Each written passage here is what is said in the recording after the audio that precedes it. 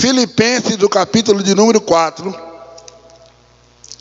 nós iremos ler, aleluia, do versículo de número 4 até ao versículo de número 14. 4 até o versículo de número 13, né? Filipenses 4 até o versículo de número 13. Você que está em casa também aí, pega aí a sua Bíblia, o seu aplicativo da Bíblia online, ou a mesmo da Bíblia offline que você tem em casa, e acompanhe, não perca essa oportunidade. Amém? Todos encontraram, podem dizer amém? Leiamos como de costume. Regozijai-vos sempre no Senhor. Outra vez digo, regozijai-vos.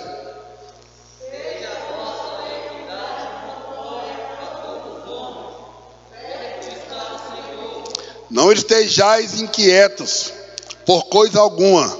Antes, as vossas petições sejam em tudo conhecidas diante de Deus, pelas orações e súplicas, com ação de graças.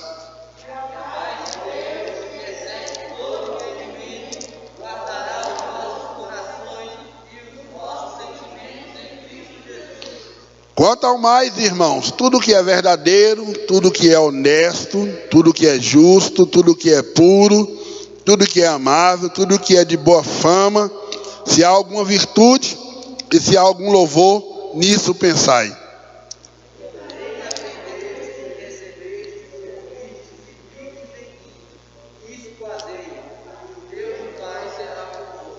Ora, muito me regozijei no Senhor, por finalmente reviver a vossa lembrança de mim, pois já tinhas lembrado, mas não tinhas tido oportunidade.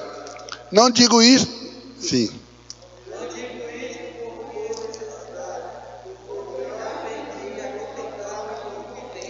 Sei estar abatido, sei também ter abundância. Em toda maneira e em todas as coisas estou instruído, tanto até a fartura como até a fome, tanto até a abundância como a padecer necessidade. Posso todas as coisas naquele que me fortalece. Senhor, nós somos gratos a Ti por esse culto, por esse momento e pela Tua palavra, meu Deus, que é um alimento verdadeiro e genuíno, ó Deus, que nos dá o crescimento e a sabedoria para nós Te servir de verdade e ter comunhão contigo. Venha abençoar este momento, abençoar cada irmão, cada pessoa, ó Deus, e trazer, ó Deus, esse alimento maravilhoso que nós temos necessidade, no nome de Jesus. Amém. Glória a Deus. Amados, nessa noite nós vamos aproveitar aqui alguns minutos para fazer uma pequena reflexão e também um ensino que a Bíblia ela mostra muito, mas que ultimamente tem sido muito negligenciado, porque, como falei numa live anterior, as pessoas não querem falar aquilo que as pessoas não querem ouvir, não é? As pessoas não, os pregadores, eles não querem falar aquilo que as pessoas não querem ouvir. Eles querem falar aquilo que as pessoas gostam de ouvir, né? É como se fosse algo agradável. E a Bíblia é algo agradável, mesmo às vezes ela sendo vara de correção, mas ela é algo agradável, porque quando Deus nos exorta, quando Deus nos corrige, é porque Deus está nos tratando como filhos.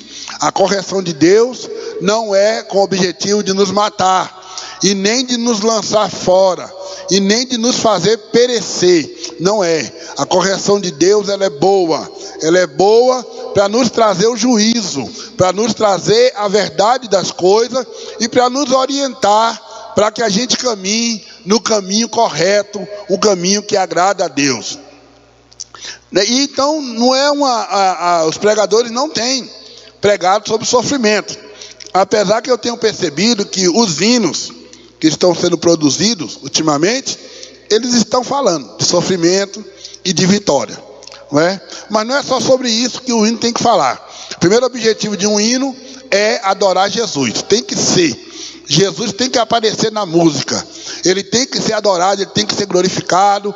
E muitas das vezes, quando fala de sofrimento, o hino começa a desviar um pouco para falar para a pessoa que você está sofrendo, mas você vai ter vitória, você vai ter bênção, E aí Jesus...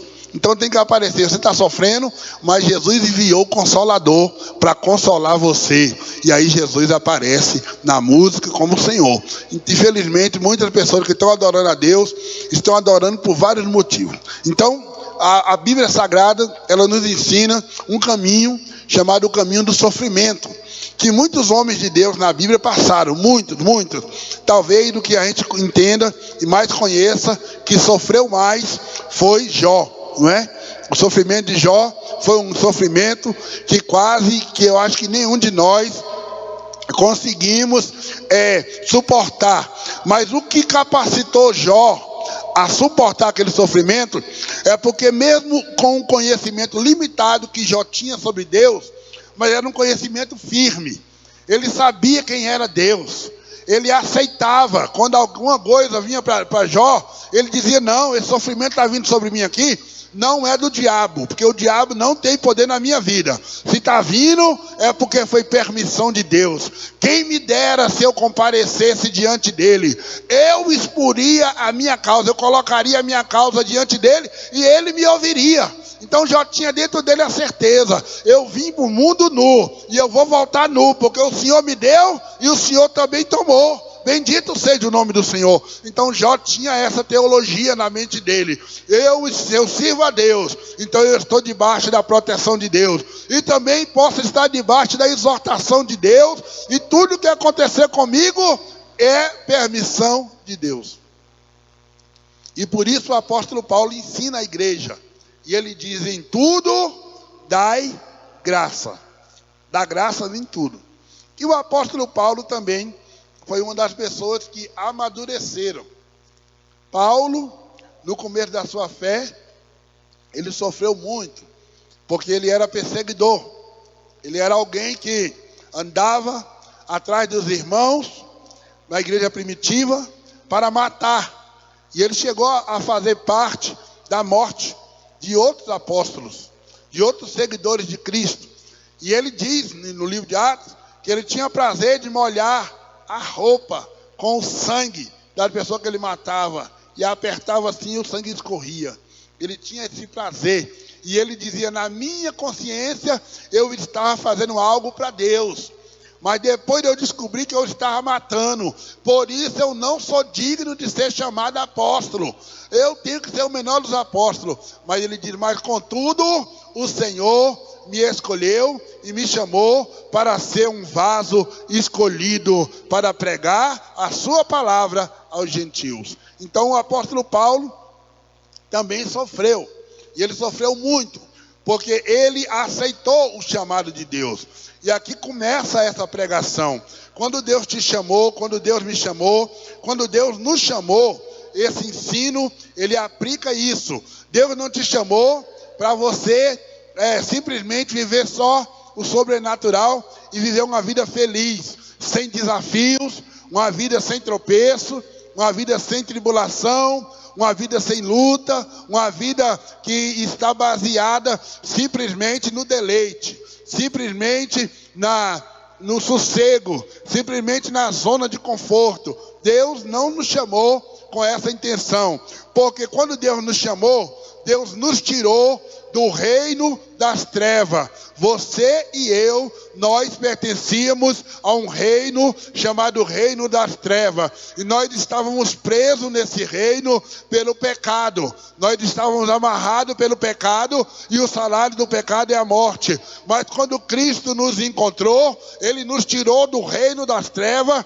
e ele nos transportou para outro reino, o reino do Filho do seu amor. Ele nos transportou para o reino da luz, aonde ele é o reino espiritual, o reino de Deus. Agora nós fazemos parte de outro reino, e por fazer parte de outro reino, automaticamente todos os demônios do inferno se tornam nossos inimigos. Todos os inimigos, Satanás e os demônios, eles se tornam nosso inimigo. E já havia um inimigo em nós, e já tem um inimigo em nós, que é a nossa própria carne, o nosso próprio eu, que tem uma natureza manchada pelo pecado e se inclina para fazer as coisas pecaminosas.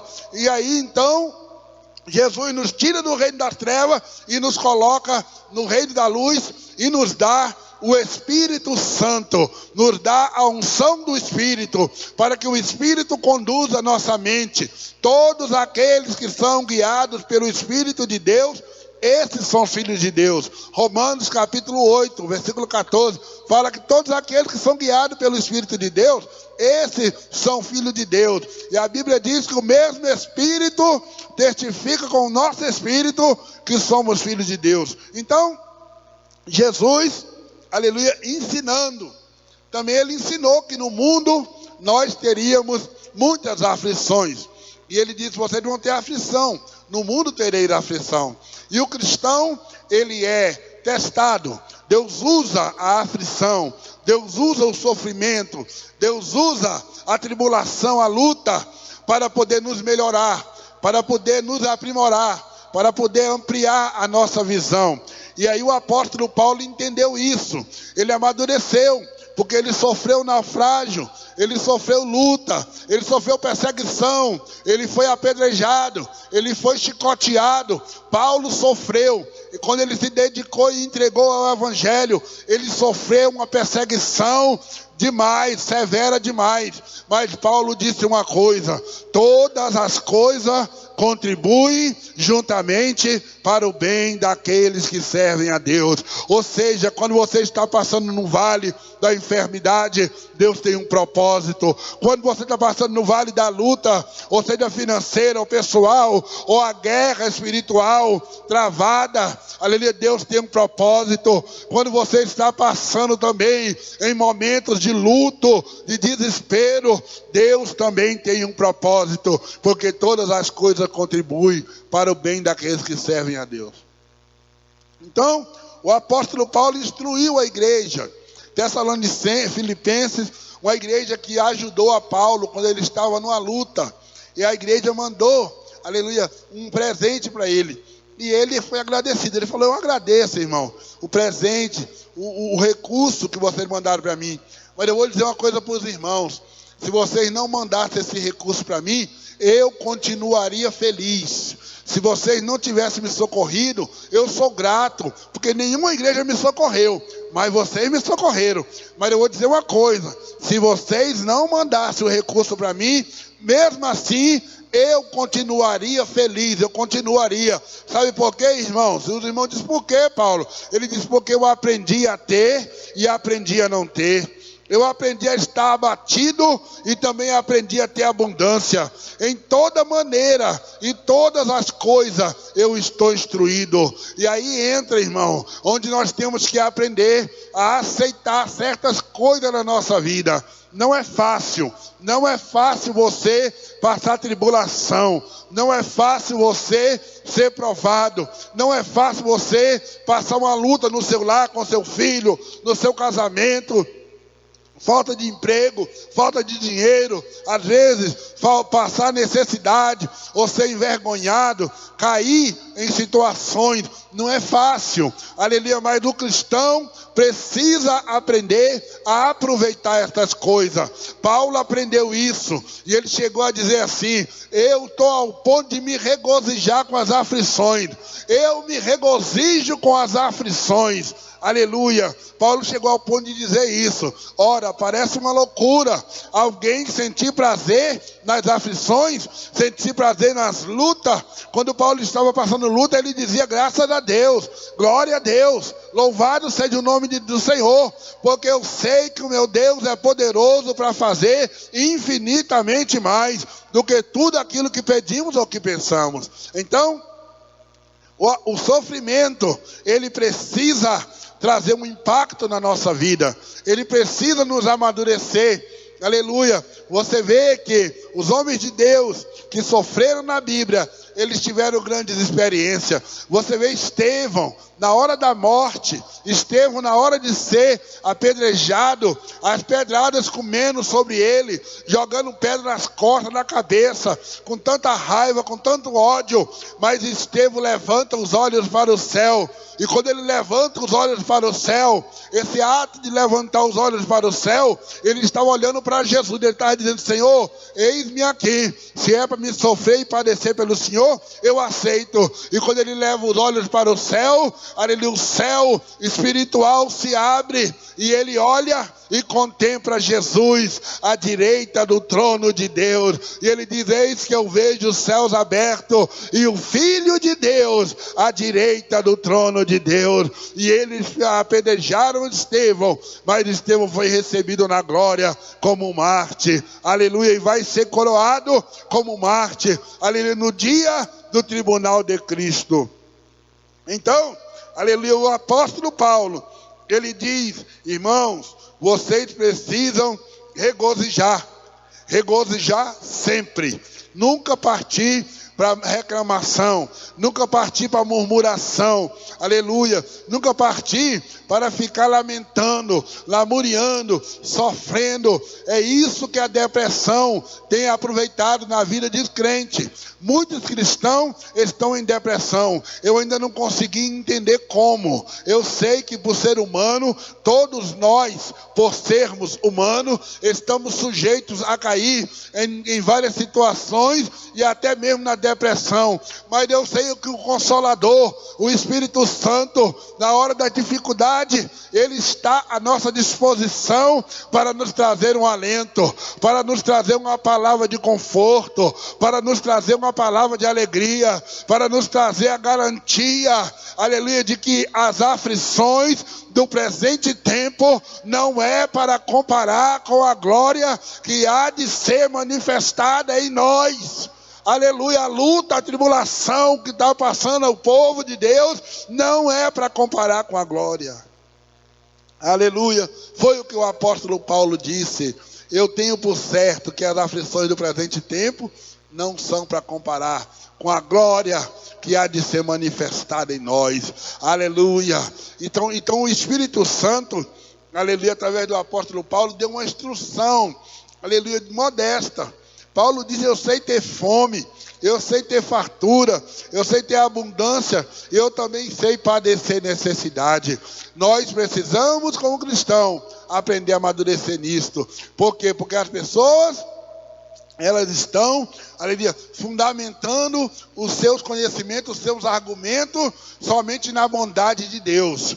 Deus é bom, mas Deus também é justo. Deus é bom, mas Deus também prova. E aleluia, a Bíblia diz: bem-aventurado é o varão que sofre a provação, porque quando for aprovado, receberá coroa de glória.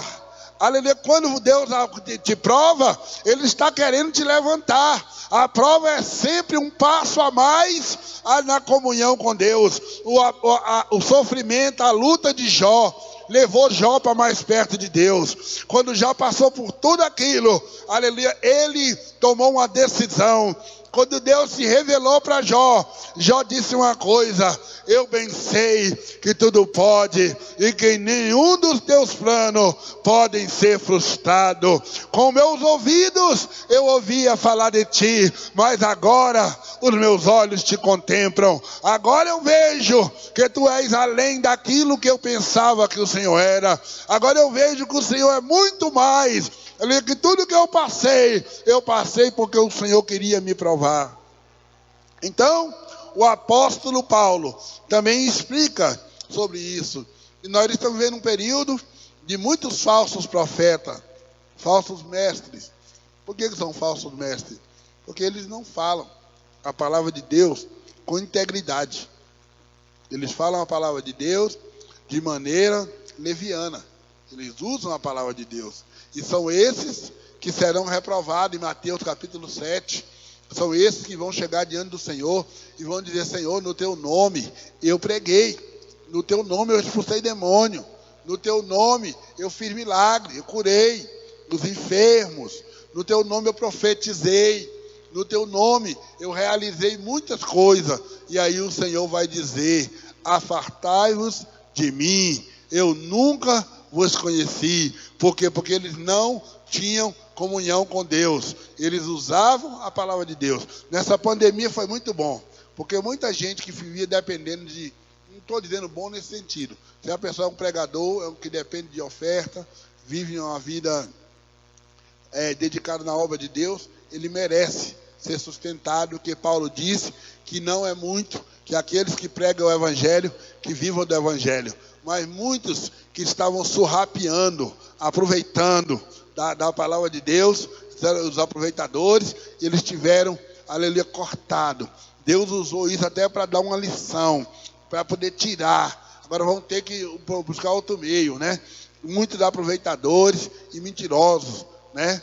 E aí eles estavam fazendo comércio da palavra de Deus, né? Explorando, cobrando caríssimo para pregar a palavra de Deus. E a palavra de Deus não pode ser de forma alguma usada para poder espoliar, para poder explorar as pessoas. Não, a palavra de Deus, ela leva fé, e a fé gera obediência, a fé gera temor, a fé gera amor pelas coisas de Deus. Toda vez que a palavra de Deus é pregada com verdade, ela é aplicada no coração das pessoas, e as pessoas são transformadas, e as pessoas são impactadas, e as pessoas se convertem e mudam o rumo da sua vida e passam a serem pessoas melhores, serem pessoas amadurecidas na fé, aleluia, pessoas que aprendem que o Senhor está no controle de tudo, aleluia. Se chover, é Deus que está no controle. Se não chover, Deus está no controle. Se a doença chegar, Deus está no controle. Se chegar até a morte, Deus continua no controle de todas as coisas, porque Ele é soberano. O poder e a glória pertencem a Ele. Ele é Senhor e Ele reina absolutamente sobre todas as coisas.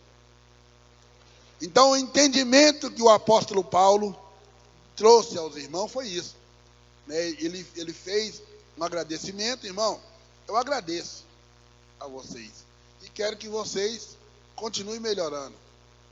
Tudo que é bom, tudo que é honesto, tudo que é agradável, tudo que é puro, tudo que é amável, de boa fama, tudo, virtude, tudo que há, se há alguma virtude nisto, nisso pensai.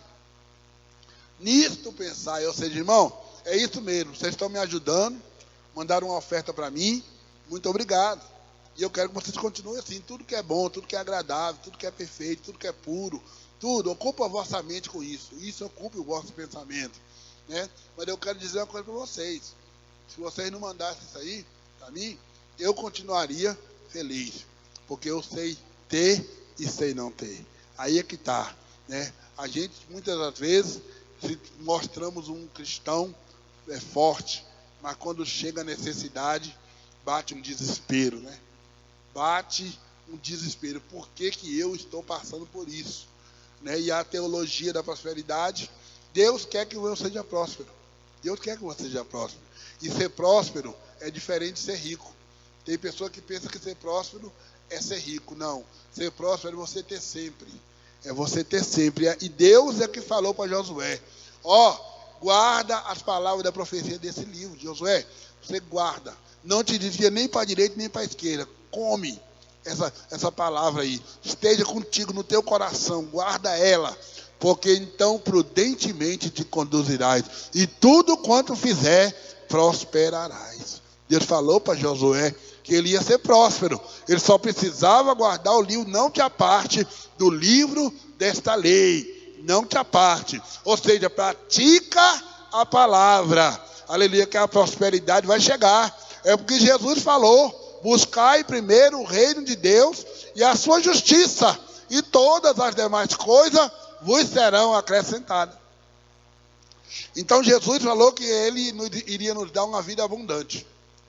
E Jesus falou uma coisa engraçada. Ele disse para os discípulos: não há quem tenha deixado pai e mãe e amigos e irmãos por causa de mim e por causa do evangelho, que não receba 100%, né? 100 vezes mais nesta vida, de amigo, de bênção, de tudo, Mas Jesus disse no final, com o quê? Tribulação. Com tribulação. Eu falei, rapaz, mas Jesus podia tirar essa tribulação. Ela vai receber só bênção, só amigo, só irmão, só coisa boa e tal. Porque vocês deixaram tudo por causa do evangelho, né? Mas Jesus colocou com tribulação. Para não ter engano. Para não ter engano. A pessoa diz, eu estou servindo Jesus, por que eu estou sofrendo? Está sofrendo porque Deus está trabalhando na sua vida. Você é o barro e Deus é o oleiro. E Ele trabalha através do sofrimento. E aí quando a pessoa sofre, ela muda. Por que Deus trabalha com o sofrimento? Porque o sofrimento ele dobra o ferro, o aço. O sofrimento é o fogo da prova, da tribulação, ele dobra. Tem pessoa que diz, eu não dobro. Tem a cerviz dura, né? O que é dura a cerviz? Cerviz é a nossa coluna, né? E a nossa coluna, ela é cheia de encaixes. E ela tem até uma maneira flexível de se dobrar. É por isso que eu posso me curvar, eu posso agachar.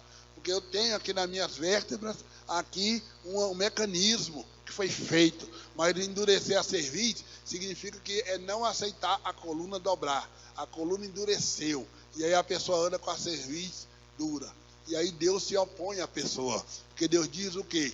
Deus diz que Deus abate o soberbo, mas Ele exalta quem é humilde. Porque o humilde se curva, o humilde se humilha, o humilde se prostra. Mas o soberbo não. O soberbo ele não dobra a cerviz. Ele anda com a cerviz endurecida. Ele não aceita. E aí Deus então pega o sofrimento e diz o quê?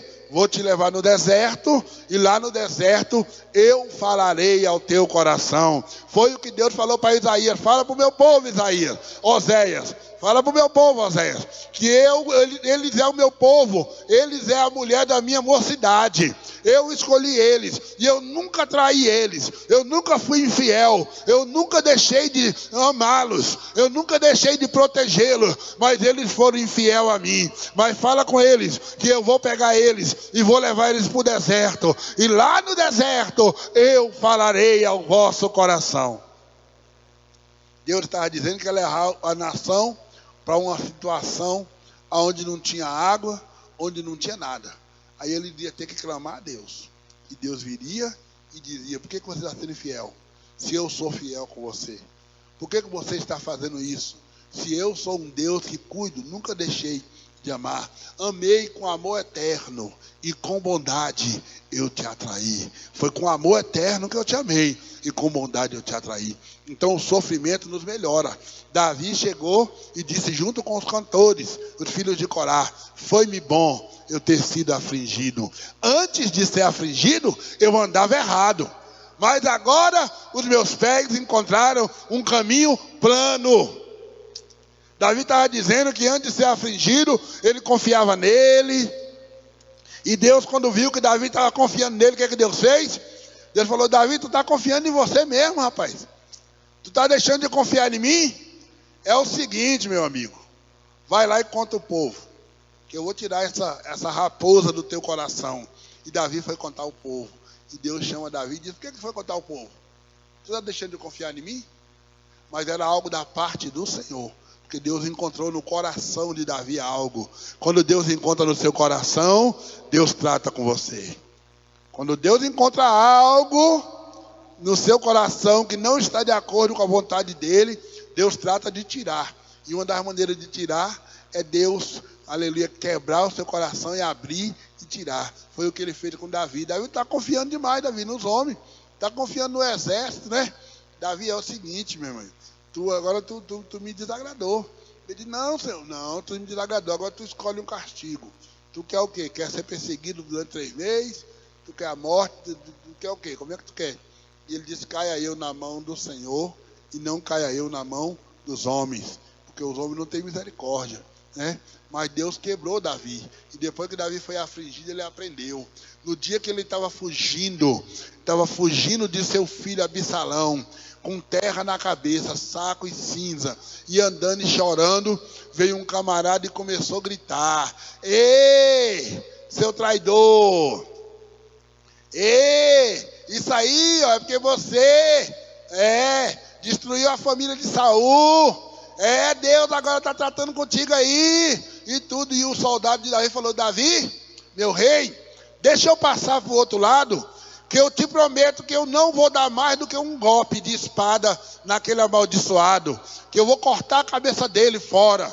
E Davi disse: deixa ele, quem sabe não é o Senhor que está me pegando, que está me tratando, quem sabe, não era Deus, mas Davi já aprendeu que podia ser Deus. Se Deus não me falou nada, pode ser Deus. Se Deus não te falou nada, esse sofrimento aí, nem tudo é o diabo não tem poder de manipular nossa vida não, porque a nossa vida está escondida com Cristo em Deus, e o maligno não pode tocar, o inimigo não tem poder sobre a sua vida, porque a sua vida é de Deus, você é de Deus, mas Deus pode te provar, Deus pode colocar você no vale, Deus pode afundar você em águas profundas e levar você como Jonas para dentro do ventre do peixe. Aleluia! Deus pode fazer o que Ele quer.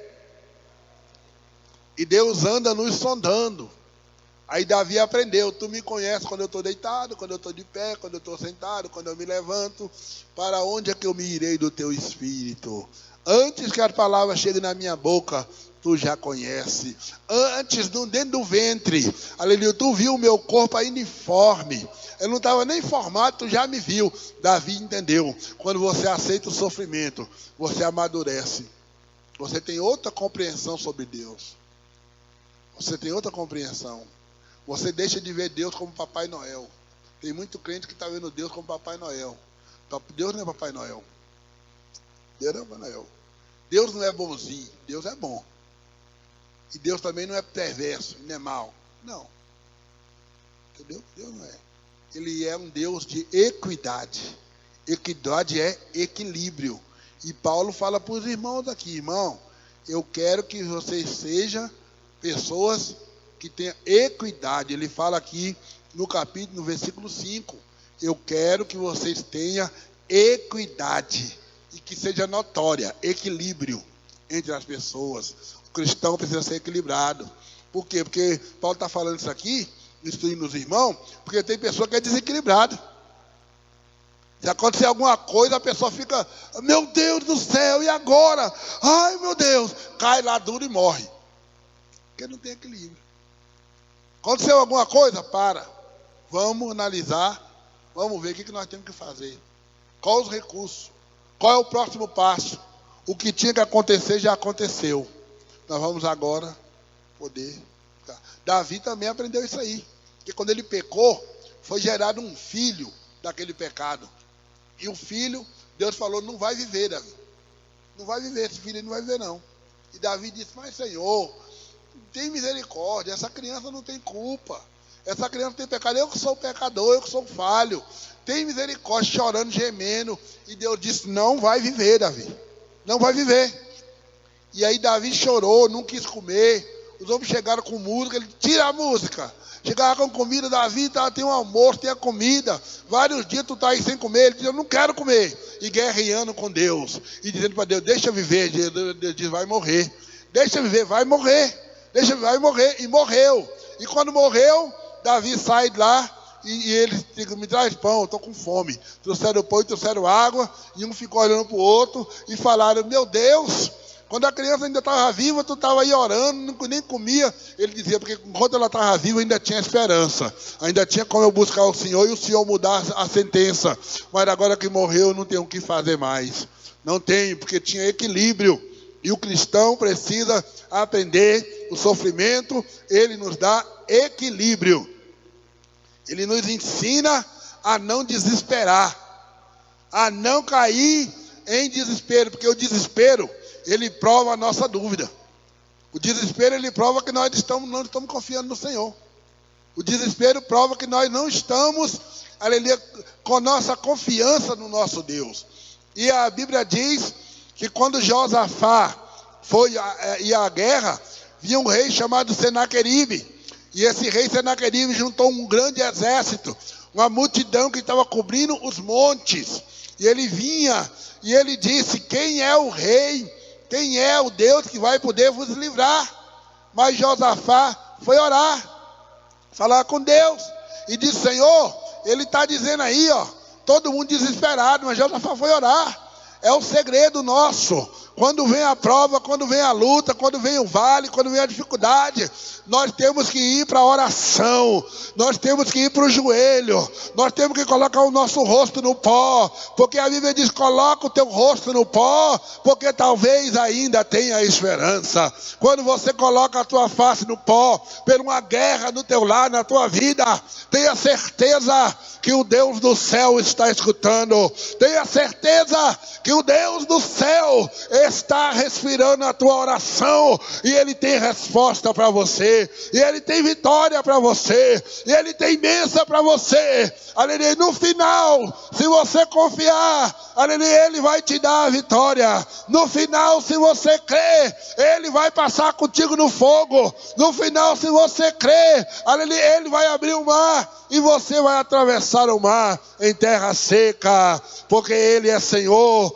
e Ele deu vitória a Josafá, aleluia, Ele deu vitória, aleluia. O anjo do Senhor foi ao encontro daquele exército e matou, aleluia, 185 mil numa noite, aleluia. Não pode ter desespero, tem que confiar no Senhor, aleluia. Eliseu estava, aleluia, no campo, aleluia, com a guerra travada, e começou a faltar água, e o rei disse: nós fomos atraídos para o deserto para morrermos de sede, para morrermos de fome, e agora não tem água para os nossos animais e nem para nós, e nós andamos muito, não tem como voltar, nós vamos morrer. E alguém disse: aleluia, não vai morrer não, tem alguém aqui que tem um éfode, tem alguém aqui que pode consultar o Senhor por nós? E alguém disse: tem Eliseu, o mordomo de Elias. Aleluia, Eliseu já estava com a capa, aleluia, de Elias, já tinha recebido a porção dobrada, e Eliseu disse: olha, eu vou conversar contigo, mas por referência aqui a esse rei, senão nem a tua face eu gostaria de ouvir, de ver. E aleluia, e Eliseu disse: traz aí um tangedor, e começaram a cantar, e o espírito de Eliseu foi se acalmando, o espírito do profeta, e ele foi entrando em sintonia com Deus, ele foi entrando em sintonia com o Espírito de Deus, e assim ele disse: assim diz o Senhor, fazei covas nesse deserto. E ele falou: como fazer cova? Vai fazer o que vai acontecer? E ele disse: vai ter água amanhã, mesmo sem vento, e mesmo sem nuvem. E quando amanheceu, os inimigos olharam para o deserto e viram as covas que estavam cheias de água, e eles viram aquelas covas como sangue vermelho, e eles disseram: o exército que vem está esmagando tudo e matando tudo. E se desesperaram e bateram em retirada, e o povo de Deus teve água, porque confiou no Senhor, aleluia, glória a Deus. E o apóstolo Paulo disse: não veio sobre vós tentação nenhuma,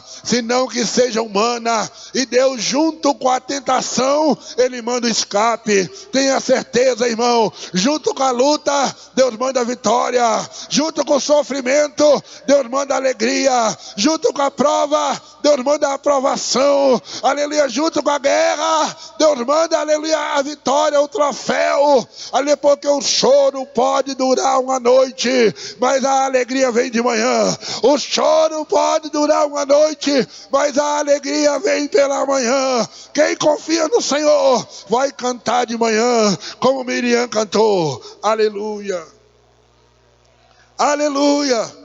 O apóstolo Paulo disse para os irmãos: vocês têm que ter cuidado, vocês têm que ter equilíbrio. Está faltando equilíbrio nos crentes. Os crentes estão, ele desequilibrado. Desequilibrado. A pessoa que tem equilíbrio, ela pensa antes de falar. Ela pensa antes de agir. Ela age de forma orientada, de forma fundamentada, de forma centrada. Ela busca solução. E o cristão faz isso, mas busca na palavra. Senhor, o que eu vou fazer? Senhor, como eu vou agir agora? Senhor, eu estou perdido. Eu não sei o que eu tenho que fazer. Como é que eu tenho que fazer? Me dá uma solução, meu Deus. Me dá uma palavra. Me dá uma ação. O que eu vou fazer? E o Senhor diz o quê? Eu vou te instruir. Eu vou te ensinar. Eu vou dizer para você o que você vai fazer. Eu vou te dar a vitória, porque você confiou em mim. Agora, quando a pessoa está desequilibrada, irmão, ela se precipita. Ela toma decisão que não era para tomar. Ela faz o que não era para fazer. E aí as consequências vêm. E a pessoa depois vai dizer, por que eu sofri? Porque não buscou, aleluia, não entendeu que o sofrimento faz parte da nossa vida. A faculdade de Deus é o deserto, é a luta, é a prova, é os melhores crentes, aleluia, eles são aqueles que já sofreram, porque eles aprendem a amar, eles aprendem a andar a segunda milha, eles aprendem a abrir mão de qualquer coisa que ameace a comunhão dele com Deus, ele abre mão. Pode ser um carro, pode ser uma casa, pode ser uma herança. Teve um irmão, aleluia, que ele fez uma coisa que parecia loucura. Ele conta o testemunho dele e ele diz que ele tinha uma herança de uma terra muito grande. E era uma herança muito grande. E ele disse, essa herança aí vai mudar minha situação. Mas começou uma briga na família dele. Começou uma guerra na família dele. Um falava assim, tanto é meu, e tanto é seu, tanto é seu. E começou uma guerra mesmo, a ponto de um dizer, eu vou te matar.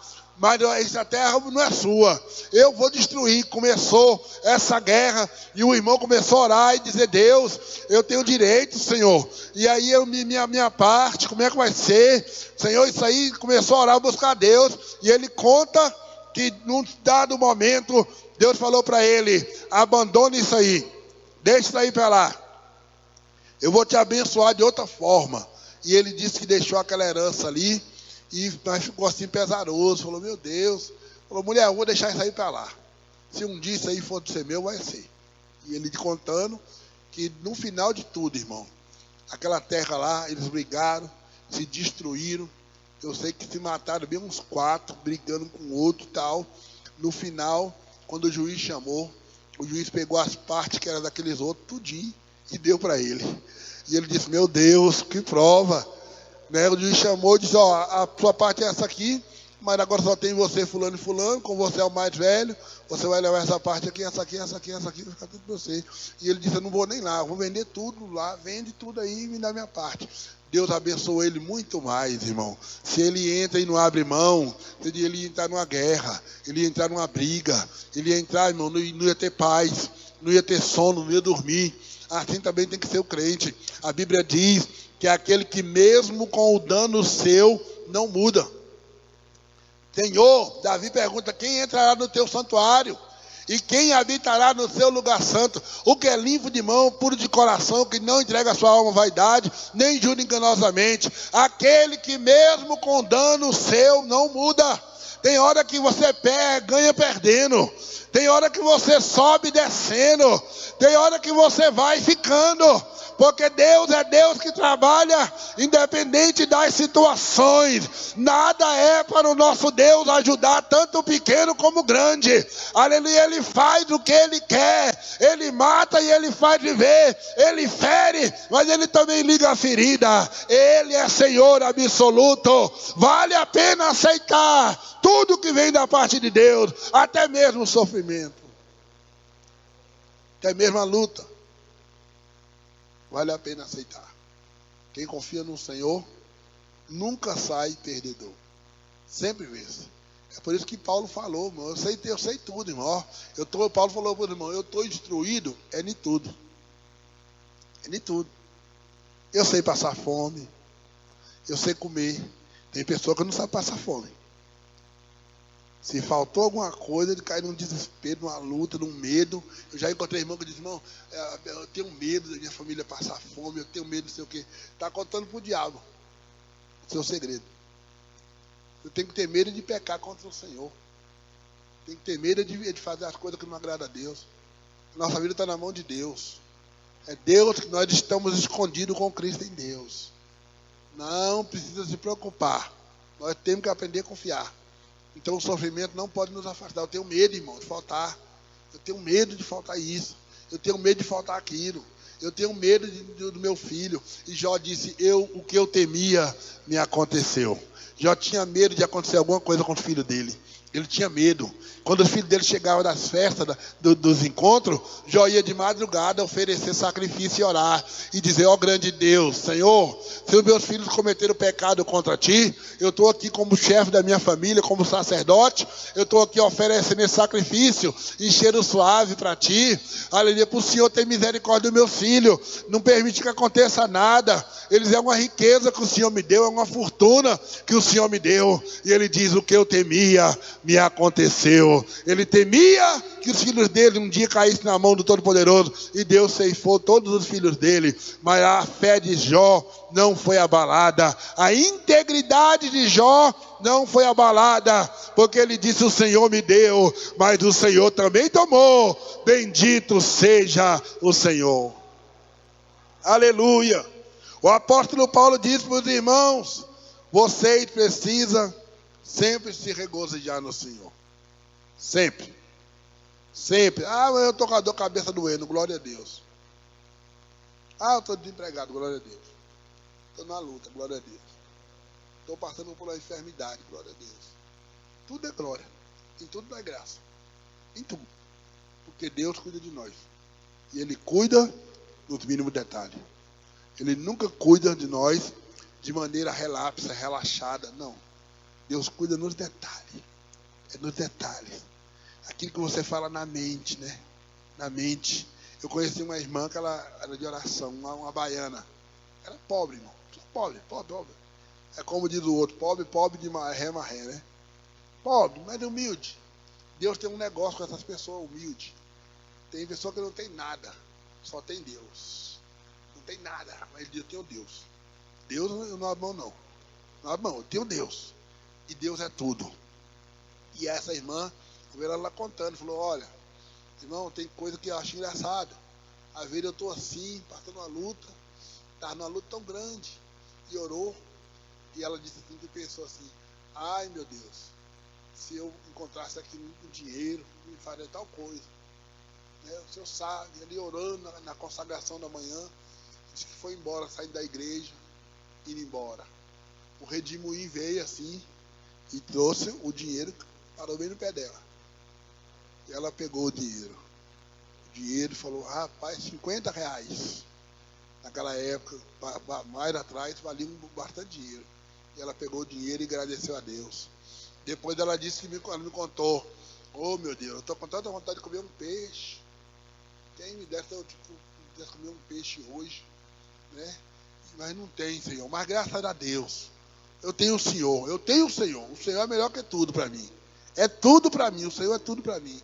E ela disse que orando ali, falando com Deus, quando pensa que não, irmão, chega um irmão, né, estava passando num lugar lá, viu uns peixes, e aí deu aquela vontade de comprar os peixes, e o irmão disse que não sabia, meu Deus, mas eu não gosto nem muito de peixe, e agora o Senhor coloca essa vontade, e aquela coisa disse, compra o peixe, e ele comprou o peixe, e disse, vou levar esse peixe aqui, comprou um peixão bonito, e ele foi levando, e tudo, e dizendo, meu Deus, mas por que eu comprei esse peixe? E aí o Espírito Santo disse, vai lá e leva para minha serva. Aleluia. E a irmã estava lá, ele disse, irmã, fulana, vem aqui, olha, irmã, eu estou dizendo, eu estava vindo ali, irmã, e comprei esse peixe, eu nem gosto de peixe muito não, mas eu comprei um peixe aqui e Deus mandou eu vir aqui trazer para a senhora. E ela disse, meu Deus, como o Senhor cuida de nós nos mínimos detalhes. Pode confiar no Senhor. Aleluia, não tem quem tenha confiado no Senhor que foi confundido. Quem confia no Senhor não volta confundido ou envergonhado, porque o Senhor garante a bênção, Ele garante a vitória, Ele cuida de nós. Olha para o lírio do campo, nem Salomão em toda a sua glória se vestiu como ele. Olha para os passarinhos, que não cegam e nem guardam comida para amanhã, mas contudo o vosso Pai Celestial vos dá. Mas buscai primeiro o reino de Deus e a sua justiça, porque as demais coisas serão acrescentadas. Aleluia, glorificado seja o nome poderoso do Deus que é, aleluia, por toda a eternidade. Bendito seja o Senhor. O sofrimento não pode te afastar de Deus. A luta não pode. O apóstolo Paulo disse: o que é que vai nos separar do amor de Cristo? É a tribulação ou a angústia, o sofrimento, o frio, a dor, o perigo, a espada, a morte, os anjos, o demônio. Eu estou certo de que nem a morte, nem os anjos, nem os principados, nem a potestade, nem o perigo, nem a espada, nem o frio, nem a altura, nem a profundidade, nem alguma outra criatura, nada irá nos separar do amor de Deus que está em Cristo Jesus, o qual foi derramado em nossos corações pelo Espírito Santo que nos foi dado. Nada pode nos separar. Nada pode nos separar, aleluia. Nada pode nos frustrar, porque o nosso Deus é onisciente, o nosso Deus é onipresente, é onipotente. Aleluia. Ele governa com o seu cetro de poder e ninguém pode se opor a ele. Aleluia. Ele vence. Aleluia. Antes que houvesse dia, eu sou, ele diz. Que Deus abençoe você.